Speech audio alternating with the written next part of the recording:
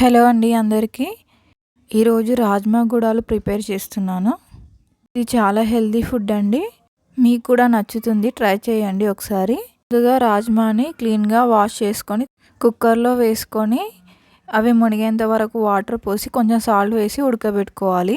ఇప్పుడు స్టవ్ మీద ఇంకొక గిన్నె పెట్టి దాంట్లో ఆయిల్ వేసి అది హీట్ అయ్యాక పోపు దినుసులు ఆవాలు, జీలకర్ర, శనగపప్పు, మినపప్పు యాడ్ చేసి అవి కొంచెం వేగాక కరివేపాకు, పచ్చిమిర్చి యాడ్ చేసుకోవాలి. కొంచెం ఫ్రై అయిన తర్వాత ఆనియన్స్ వేయాలి. ఆనియన్స్ పైన కొంచెం సాల్ట్ వేసి ఫ్రై చేసుకోవాలి. కొంచెం వెల్లుల్లిపాయ పేస్ట్ యాడ్ చేసుకోవాలి.